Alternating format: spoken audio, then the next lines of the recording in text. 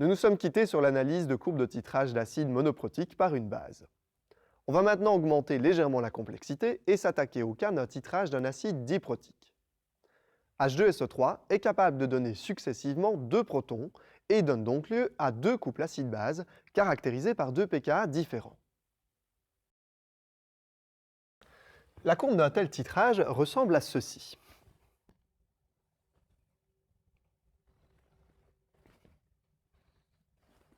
Au point de départ, on n'a pas encore rajouté de NaOH, et donc en solution, on a seulement de l'H2SO3.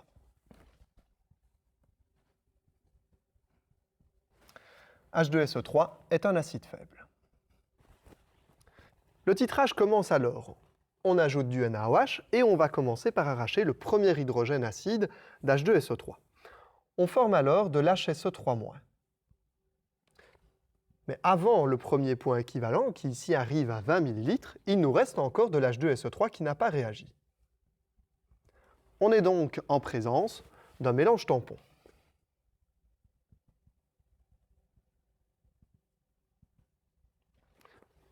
H2SO3 et HSO3- forment un couple acide faible, base faible. Une fois qu'on a atteint 20 ml, c'est-à-dire le premier point équivalent, l'entièreté du premier hydrogène a été arrachée, et donc on n'a plus en solution que du HSO3-. HSO3- intervient dans 2 couples acide-base, une fois en tant que base et une fois en tant qu'acide. Il s'agit donc d'un ampholyte. Si on va au-delà du premier point équivalent, on va pouvoir commencer à arracher le dernier hydrogène présent, et donc on va former du SO3-. Mais avant d'avoir atteint le second point équivalent, il nous reste encore de l'HSO3-. On a donc ici un mélange d'un acide faible et de sa base faible conjuguée, autrement dit les 2 espèces d'un même couple. On est encore dans le cas d'un mélange tampon.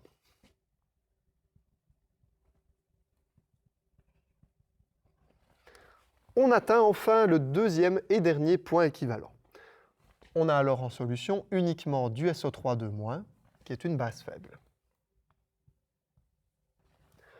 Au-delà de ce deuxième point équivalent, on a un mélange de SO3-, qui a été formé au cours du titrage, et de NaOH en excès. SO3-, est toujours une base faible, et NaOH est une base forte. C'est donc lui qui va fixer le pH, et le rôle de SO3-, sera négligeable. On appliquera donc, au-delà du second point équivalent, la formule de pH des bases fortes. Je vais maintenant calculer le pH à quelques points particuliers de cette courbe. Tout d'abord au début. On est dans le cas d'un acide faible, et donc pH est égal à 1,5 pKa moins 1,5 log de Ca. La concentration en acide H2SO3 à ce point est de 0,1 mol par litre.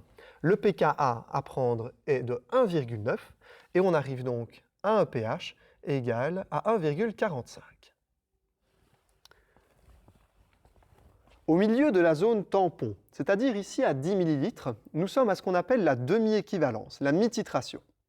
À ce point, la moitié d'H2SO3 a été consommée pour pouvoir former de l'HSO3-, et donc les concentrations en ces 2 espèces seront égales. Ça veut dire que si j'applique ma formule des tampons, pH est égal à pKa plus log de Cb sur Ca, eh bien Cb est égal à Ca, log de 1 vaut 0, et donc à ce point particulier, le pH est égal au pKa, c'est-à-dire dans ce cas-ci, 1,9.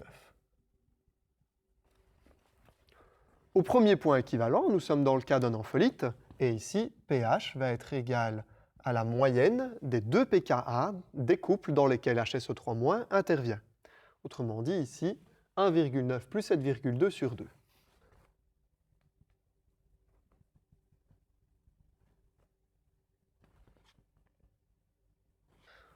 On arrive alors à une seconde zone tampon. Au milieu de cette zone tampon, on a encore une demi-équivalence, ou une mi-titration, si vous voulez. On la trouve à un volume de NaOH égal à 30 ml. À ce point, les concentrations en HSO3- et en SO3-, sont égales, et donc le pH sera égal au pKa de ce couple.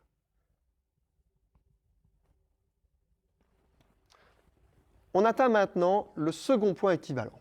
J'ai indiqué qu'il s'agissait d'une base faible, et donc pH est égal à 7 plus 1 demi pKa plus 1 demi log de Cb. Cb est la concentration en base, c'est-à-dire la concentration en SO3 2-. Par définition, il s'agit de NSO3 2- sur le volume. Mais à ce moment-ci du titrage, on n'est plus à un volume égal à 20 ml. On a en effet mélangé nos 20 ml de départ à 40 ml de NaOH, et donc ici, il s'agit d'un volume total égal à 60 ml, ce qui fait 6 fois 10 exposant moins 2 litres. Le nombre de moles de SO3 2- présent à ce moment est égal au nombre de moles d'H2SO3 que nous avions au départ dans l'Erlenmeyer.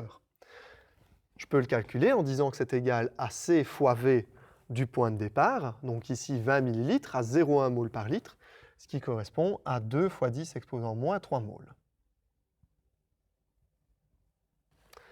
Je peux maintenant insérer toutes ces données dans l'équation et j'arrive alors à un pH égal à 9,86. Cette courbe de titrage fait donc intervenir deux sauts de pH correspondant à deux équivalences successives. Alors j'aurais très bien pu réaliser un titrage colorimétrique d'H2SO3. Mais il faut encore savoir quel indicateur coloré utiliser. Un indicateur coloré, on en a déjà discuté dans le module 7, c'est une espèce dont la forme acide et la forme basique ont des couleurs différentes. On a également défini ce qu'était une zone de virage, c'est-à-dire une gamme de pH dans laquelle on va retrouver la teinte intermédiaire correspondant aux deux teintes extrêmes de l'indicateur coloré. Eh bien, si je souhaite utiliser un indicateur coloré pour repérer le premier point équivalent, je vais utiliser un indicateur dont la zone de virage comprendra 4,55. Je pourrais par exemple choisir du vert de bromocrésol.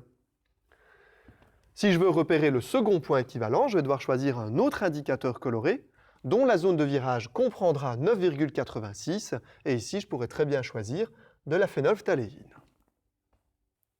En conclusion, je pourrais dire qu'une courbe de titrage raconte une histoire, celle de la transformation progressive d'une espèce en une autre au fil des pertes successives de protons dans le cas du titrage d'un acide, ou au fil des gains successifs de protons dans le cas du titrage d'une base. On peut choisir la formule de pH à utiliser en tout point de la courbe en trouvant les espèces acido-basiques présentes dans le milieu à cet instant. Dans le cas d'un titrage colorimétrique, on choisit l'indicateur coloré en fonction du pH au point équivalent que l'on souhaite repérer. On en a maintenant terminé pour ce module, les exercices n'attendent plus que vous.